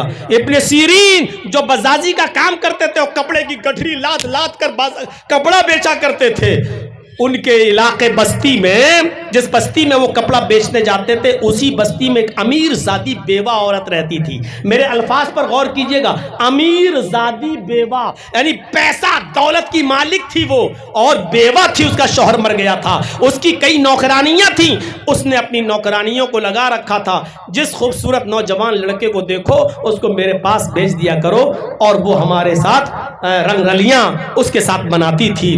تو ایک موقع پر اس کی ایک نوکرانی نے کہا کہ ایک امام صاحب ہیں، بہت خوبصورت ہیں، حسین و جمیل ہیں، جوان ہیں، اور وہ کپڑا بیچتے ہیں، کہو تو ان کو آپ کے پاس لے کر آؤں؟ تو وہ عورت بیوہ کہنے لگی بالکل ان کو لے کر آئیے، اور یہ نوکرانی ان سے کہنے لگی آپ کپڑا بیچ رہے ہیں؟ کہاں؟ ارے میری مالکن بہت پیسے والی ہیں، ان کو کئی کپڑے چاہیے، آپ چلیے، وہ بہت نیک ہے، پردہ کرتی ہے، گھر سے باہر نہیں نکلتی، اس لیے آپ کو کپڑا لے کر گھر پہ چلنا پڑے گا۔ امام ابن سیرین رحمت اللہ علیہ ان کے گھر پہ جاتے ہیں، نوکرانی گھر کے دروازے کے اندر کر دیتی ہے، خود باہر رہتی ہے، اور یہ اندر جب داخل ہو جاتے ہیں تو اس بیوہ عورت کے پاس بیٹھ جاتے ہیں اور کپڑا دکھانے لگتے ہیں، یہ اتنے کا، یہ اتنے کا، یہ اتنے کا۔ اب اس کو کپڑا تو خریدنا نہیں تھا، وہ خوبصورتی دیکھ کر مائل، کہنے لگی ارے مجھے کپڑا نہیں خریدنا ہے، جتنا تم کپڑا بیچ رہے ہو میں ساری گٹھری کا پیسہ تم کو دے دوں گی، کپڑا بھی دے دوں گی، پیسہ بھی دے دوں گی، جائی، میں کپڑا خریدنے کے لیے نہیں بلائی۔ تو کہا پھر کس لیے بلائی ہو؟ تمہاری نوکرانی نے تو یہی کہا تھا باندھی نے کہ کپڑا خریدیں گے۔ کہا میں نے کپڑا خریدنے کے لیے نہیں بلایا، کپڑا رکھیے اپنے پاس، کپڑے کا پیسہ بھی میں تم کو دے دوں گی، جتنے کا کپڑا پوری گٹھری میں دے دوں گی تم کو۔ تو کہا بلایا کس لیے؟ اس نے چھوٹتے ہی جو جملہ کہا وہ جملہ تھا ادنو منی، میرے قریب آئیے، ادھر آئیے، میرے قریب آئیے، مجھ سے ملیے، مجھ سے جمع کیجئے۔ انہوں نے کپڑے کی گٹھری باندھی اور لگے اب اس کو نصیحت کرنے، ان الحمدللہ نحمدہ ونستعینہ ونستغفر، اور لگے اس کو، اللہ کے رسول نے یہ فرمایا، قرآن میں یہ آیا ہے، اور زنا کی مذمت، اور زنا کی برائی، اور زنا کا عذاب، اور زنا سب کچھ، لیکن اس کے اوپر تو بھوت چڑھا تھا، اس کی کھوپڑی پر بھوت چڑھا تھا جوانی کا۔ کہنے لگی اچھا سب باتیں آپ کی سن لی، ارے ٹھیک ہے ہم توبہ کر لیں گے بعد میں، لیکن ابھی آئی ہے۔ کہنے لگے یہ تو مانے گی نہیں، ان کی نصیحتیں وہاں کوئی کام ہی نہیں آ رہی، جو نصیحت کر رہے ہیں وہ کہہ رہی اپنی جیب میں رکھو، آؤ، ہر بات پہ کہتی ادنو منی، میرے قریب آؤ۔ انہوں نے کہا اچھا سنو، مجھے بہت تیز لیٹرین لگ رہی ہے۔ امام ابن سیرین نے فرمایا مجھے بہت تیز قضائے حاجت کی ضرورت ہے، مجھے لیٹرین لگ رہی ہے، آپ مجھے اپنا باتھ روم بتا دیجئے کہاں ہے۔ اس نے کہا بس اتنی سی بات، چلو میں بتا دیتی ہوں، جلدی سے فارغ ہو کے آئیے، لیکن آئیے ہمارے پاس۔ ان کو باتھ روم میں یہ چلے گئے، اب یہ دیکھتے رہے کہ باتھ روم میں کتنے دیر بند رہیں گے، تھوڑی دیر کے بعد یہ نکلے تو کچن میں گھس گئے۔ کچن میں ایک نالی تھی، امام ابن سیرین کی نظر اس نالی پہ پڑی، جس میں وہ عورت جو برتن دھوتی تھی، وہ سب کیچڑ اور کچڑا اسی نالی میں جمع ہوتا تھا، اور اسی نالی کے ذریعے وہ وہاں سے پانی نکلتا تھا، باہر جاتا تھا۔ یہ اس کے پاس بیٹھ گئے، اور جو کالی کیچڑ تھی اس نالی میں، اس کو ہاتھ سے لے کر اپنے کپڑوں پہ ملنا شروع کر دیا، اور پھر دوسرا ہاتھ لیا، کیچڑ ادھر ادھر سب جگہ اپنی گندگی سے لت پت کر لیا اپنے آپ کو، اور اس عورت کے پاس گئے، چلو آؤ، چلو کہاں چلنا ہے؟ اس کو جو بدبو لگی، اس نے کہا اے تیرا دماغ خراب ہے، یہ کیا کر کے آگے، ہٹ بھاگ بھاگ بھاگ۔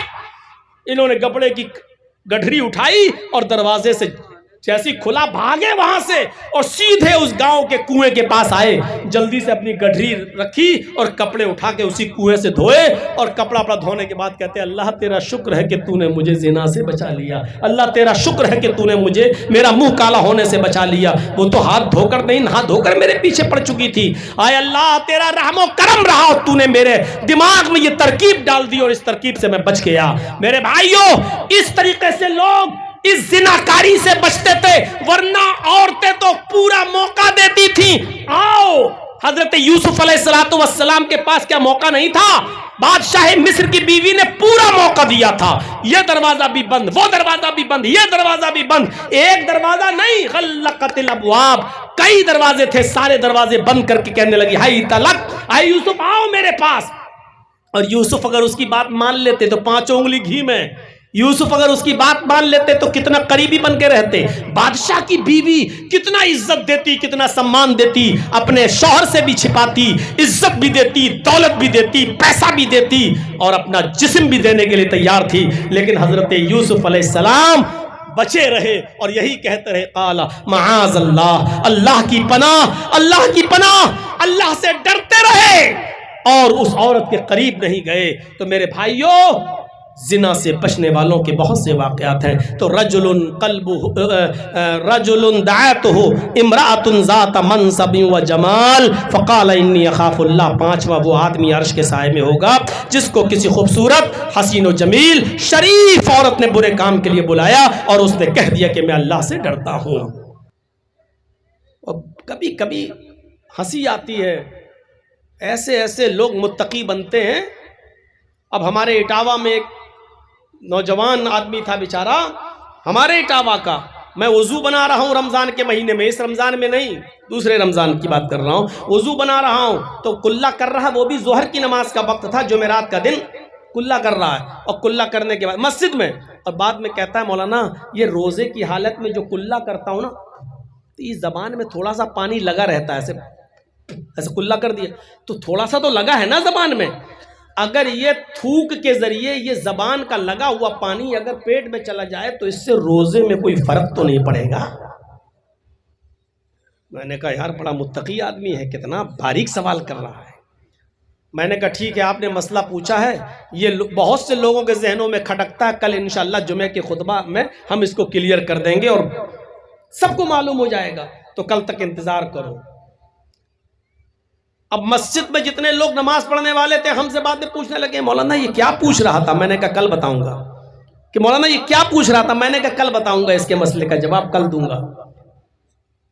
एक दो मेरे बहुत करीबी लोग थे, मैंने कहा यार वो ऐसा से पूछ रहा था, तो हमने कहा कल बताएंगे, कल सबको पता चल जाएगा इंशाल्लाह। कहने लगा 900 चूहे खा के बिल्ली चली हज को। क्यों? पता चला कि वो उसकी बहनें उससे नाराज, उसकी बेटी उससे नाराज, उसका बाप उससे नाराज। पता लगाया तो बाप को कोई और रीजन बाप ने बताया कि वो इंसाफ का तकाजा यह था कि मैं अपने दोनों बेटों को बराबर बराबर दूं, लेकिन इसने कमीने ने अपने भाई का हक मारा। बहन की शिकायत यह थी कि ये हमें भी हक नहीं दे रहा है, बेटी की शिकायत यह थी कि ये मेरा भी हक मारे बैठा हुआ है। अब दूसरे दिन जब जुमा था, खुतबा था, मैंने उसी खुतबे में 25 मिनट तक तो सही खुतबा दिया और 5 मिनट जब रह गए तो उसी में मैंने नंगा किया और मैंने कहा कि लोग मुझसे मसला पूछते हैं कि जर्जी साहब रोजे की हालत में कुल्ला करते वक्त जबान का लगा हुआ पानी थूक के जरिए अगर अंदर चला जाए तो उससे रोजे पे कोई फर्क तो नहीं पड़ता। ये मसले वो पूछते हैं कि जिनका बाप उनसे राजी नहीं है, जिसकी माँ राजी नहीं है और जिसकी बहनों का हक मारे खाया हुआ है, जो अपनी बेटी को हक देने का इनकार करता है और नहीं देता है, जिसकी बेटी नाराज, बहनें नाराज, जिन सबके हक मार चुका और वो सवाल कर रहा है कि मौलाना साहब हलक के जरिए पानी अंदर चला जाए तो कोई रोजे में नुकसान तो नहीं है।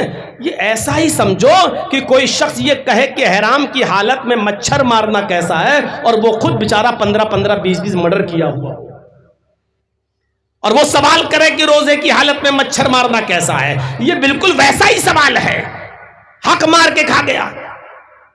سب ننگے نظر آئیں گے. شادیاں تو بڑے شوق سے کر دیتے ہو. 15 سال کا عرصہ ہو گیا, مجھے بتائیے کتنی چینجنگ آئی 15 سال میں؟ جہیز بند ہوا؟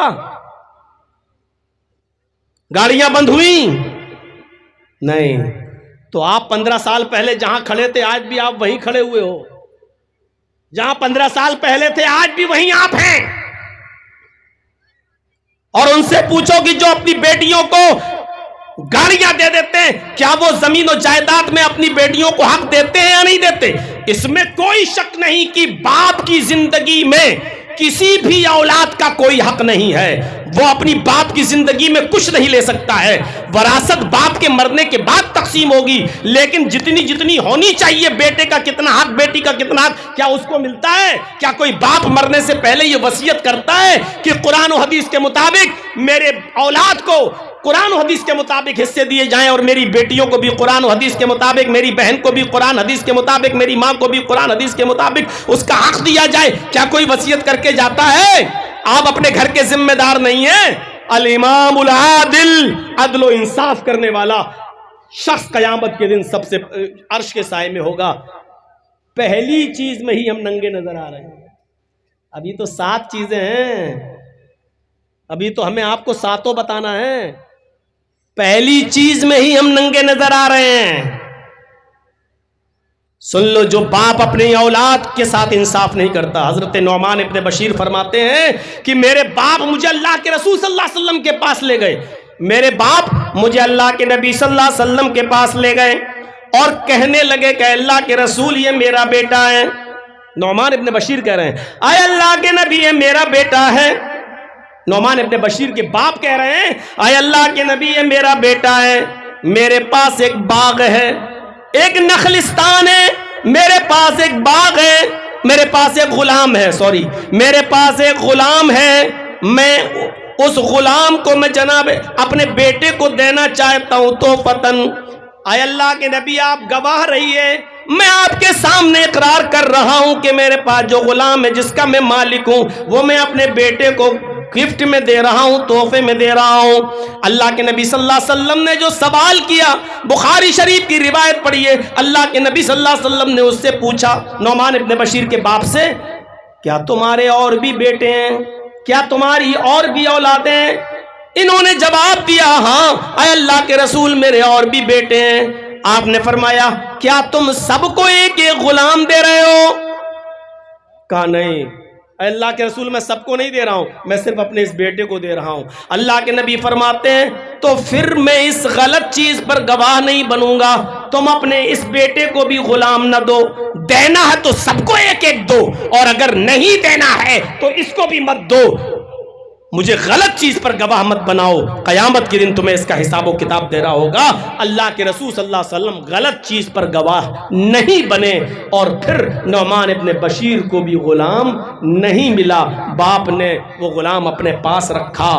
نبی اکرم کا فرمان, کیا تم سب کو دے رہے ہو؟ کہا نہیں سب کو نہیں, صرف اسی کو دے رہا ہوں. تو اللہ کے رسول نے کہا پھر اس سے بھی لے لو, یا تو دو تو سب کو دو, اور نہیں دینا ہے تو کسی کو مت دو. یہی عدل کا تقاضا ہے. تو عرش کے سائے میں قیامت کے دن سب سے پہلا شخص کون ہوگا؟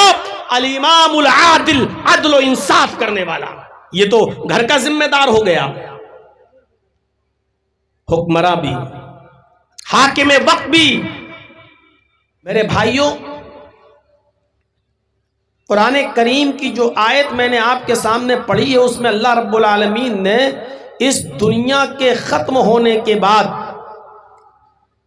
جو قبر میں ہم چلے جاتے ہیں, ایک تو زندگی یہ ہے جو ہم جی رہے ہیں, اور جب ہم مر جائیں گے اور قبر میں دفن کر دیے جائیں گے تو وہ ایک دوسری زندگی ہے جس کو ہم برزخی زندگی کہتے ہیں. اور قیامت تک ہم اسی برزخی زندگی کے اندر رہیں گے. اور پھر قیامت کے دن جب ہم اپنی قبروں سے اٹھائے جائیں گے, وہ ایک تیسری زندگی ہوگی جس کو اخروی زندگی کہا جاتا ہے, آخرت کی زندگی کہا جاتا ہے.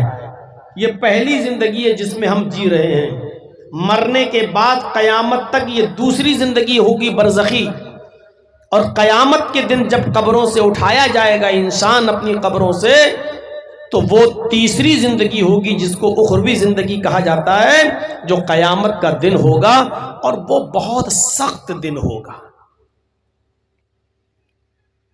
میں ابھی جنت و جہنم کی بات نہیں کر رہا ہوں، میں اس قیامت کے دن کی بات کر رہا ہوں جس کے بارے میں حدیث کی کتابیں کہتی ہیں کہ وہ ایک دن ہی اتنا بڑا دن ہوگا جس کے بارے میں نبی اکرم نے فرمایا کہ تقریباً 50,000 سال کا وہ دن ہوگا، اور سورج اپنی جگہ پر ٹھہر جائے گا، اور صرف 1 میل کی دوری پر ہوگا۔ تکون الشمس یوم القیامت کمقدار میل، قیامت کے دن یہ سورج صرف 1 میل کی دوری پر ہوگا۔ 50,000 سال کا دن، لوگ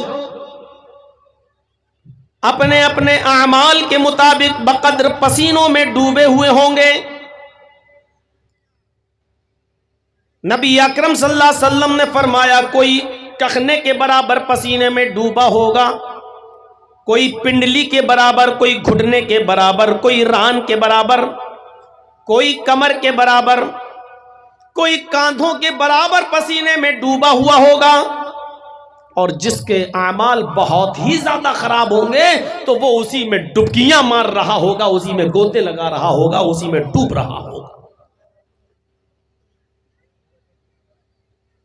یہ قیامت کا دن ہوگا، 50,000 سال کا دن ہوگا، سورج 1 میل کے فاصلے پر ہوگا۔ آج میرا خطاب قیامت اور قیامت کی ہولناکیوں سے نہیں ہے، قیامت کے دن کا تو ایک نقشہ کھینچ کر میں آپ کو لانا چاہتا ہوں، کھینچ کر اس طرف کہ قیامت کے دن 50,000 سال کے اس دن سے ہم کیسے نپٹیں گے۔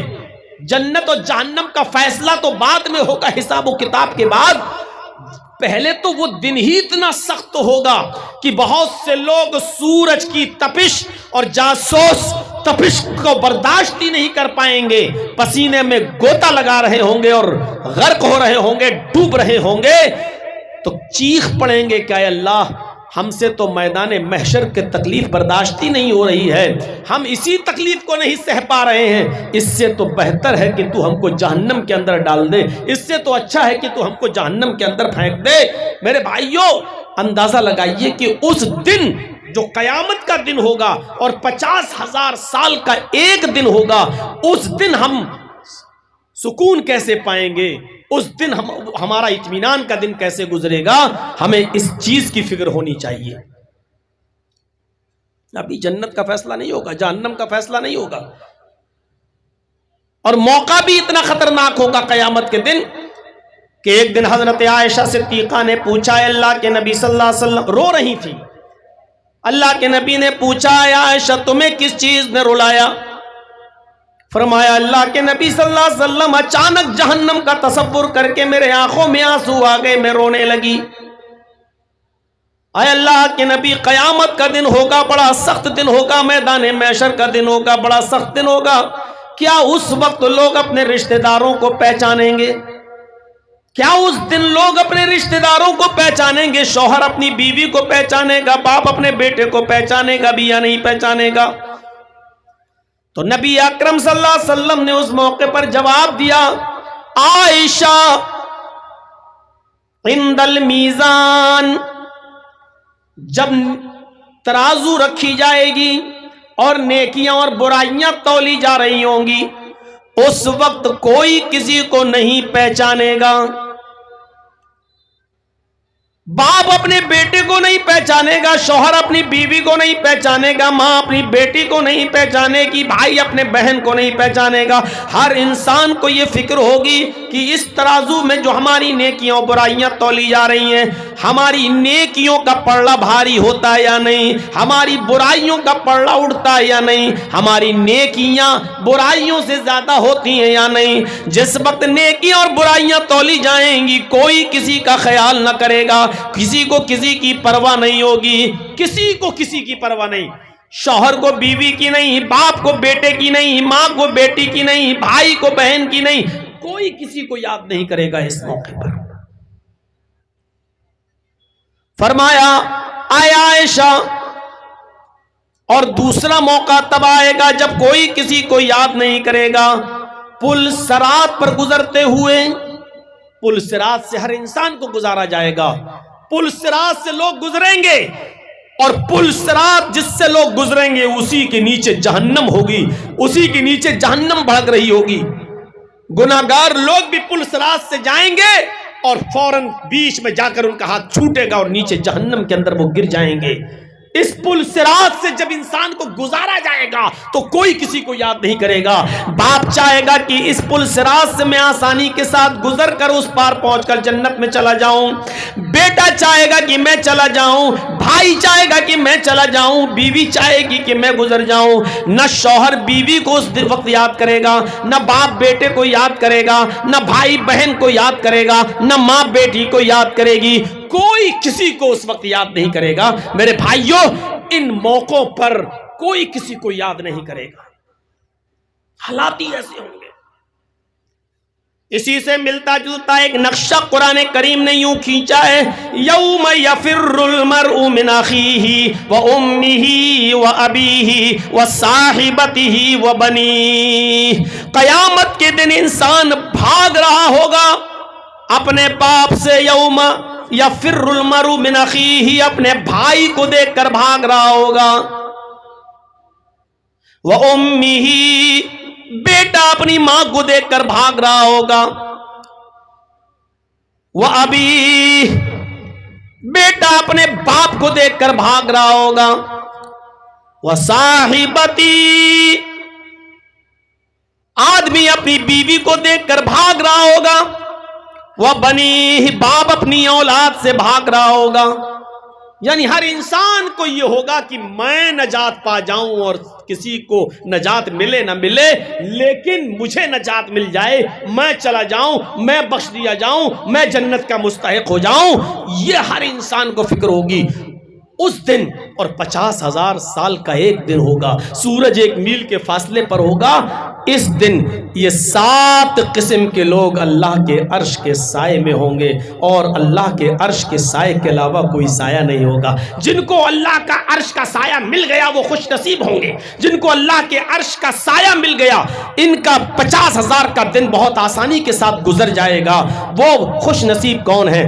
آئیے وہ 7 قسم کے لوگوں کا تذکرہ آج کے میں خطاب میں کروں گا، اور وہ 7 قسم کے لوگ میں آج آپ کو بتاؤں گا، اور ہر مسلمان کو اس سوچ اور فکر کرنے پر مجبور ہونا پڑے گا، اور سوچنا چاہیے ہر مسلمان کو جو یہاں جمع ہے، اور جہاں تک میری آواز جا رہی ہے، اور ان چینلوں کے ذریعے جہاں جہاں تک یہ تقریر پہنچ جائے، میرے بھائیوں یہ سوچنا چاہیے کہ یہ 7 خوبیاں ہمارے اندر پائی جا رہی ہیں یا نہیں پائی جا رہی ہیں۔ اگر یہ 7 خوبیاں ہمارے اندر نہیں پائی جا رہی تو جنت و جہنم تو بہت دور کی بات، قیامت کا دن ہی ہمارے لیے بہت دردناک اور سخت دن ہوگا، ہم اس دن سے ہی نہیں نپٹ پائیں گے۔ یہ 7 قسم کے لوگ کون ہیں؟ وعن ابی ہریرہ رضی اللہ تعالی عنہ ان رسول اللہ صلی اللہ علیہ وسلم قال 7 یظلهم اللہ فی ظلہ یوم لا ظل الا ظلہ، الامام العادل۔ نبی اکرم صلی اللہ علیہ وسلم نے فرمایا 7 قسم کے لوگ عرش کے سائے میں ہوں گے، اس دن اللہ کے عرش کے سائے کے علاوہ کوئی دوسرا سایہ نہیں ہوگا۔ پہلا شخص جو اس عرش کے سائے میں ہوگا وہ کون؟ الامام العادل، عدل و انصاف کرنے والا امیر، عدل و انصاف کرنے والا حاکم، عدل و انصاف کرنے والا ذمہ دار شخص۔ عدل و انصاف آج ہمارے سماج اور معاشرے میں کہاں باقی رہ گیا ہے؟ یہ حدیث صرف امیر کے لیے ہی نہیں ہے، یہ حدیث صرف حاکم وقت اور امیر المومنین ہی کے لیے نہیں ہے، آپ بھی حاکم ہیں۔ کلکم مسئول، کلکم راعٍ وکلکم مسئول عن رعیتی، تم میں سے ہر شخص رائی ہے، چرواہا ہے، اور اس سے اس کی چراگاہ کے بارے میں سوال ہوگا۔ ایک باپ اپنے گھر کا نگراں ہے، باپ سے اس کے گھر کے تعلق سے، مرد سے اس کے گھر کے تعلق سے سوال کیا جائے گا۔ یاد رکھیے گا، آپ کے 4 بیٹے ہیں، 3 بیٹیاں ہیں، تینوں بیٹیوں کی شادی کر دی، موٹر سائیکل دے دی، 4 ویلر دے دیا، گاڑی دے دی، لیکن آپ نے اپنی بیٹیوں کو اپنی وراثت اور زمین سے حق نہیں دیا، ان کو حصہ نہیں دیا، تو آپ بھی عرش کا سایہ نہیں پائیں گے۔ اللہ تبارک و تعالیٰ کے عرش کے سائے کے علاوہ کوئی سایہ نہیں ملے گا۔ آپ ظالم کی حیثیت سے میدان محشر میں کھڑے ہوں گے۔ ہر باپ یہاں تصور کرے اور سوچے۔ آپ یہ مت سوچو کہ اس حمام میں صرف آپ سب ننگے ہو، یہ اسٹیج پر بیٹھے ہوئے بڑے بڑے ملا مولوی ننگے نظر آئیں گے۔ بیٹی کی شادی کر دی، دے تو دی موٹر سائیکل، اب زمین میں سے حصہ بھی ملے گا۔ گاڑی دینے کے بارے میں اللہ کے نبی کا حکم نہیں ہے، 4 ویلر دینے کے لیے اللہ کے رسول نے نہیں کہا تھا، لیکن زمین وراثت کا حقدار اللہ نے بیٹی کو بھی بنایا ہے، اللہ نے بھی اور اللہ کے رسول نے، وہ آپ کو دینا پڑے گا۔ 50 لاکھ کا جہیز دے دو تب بھی بیٹی کا حق نہیں مار سکتے ہو آپ، بہن کا حق نہیں مار سکتے ہو آپ۔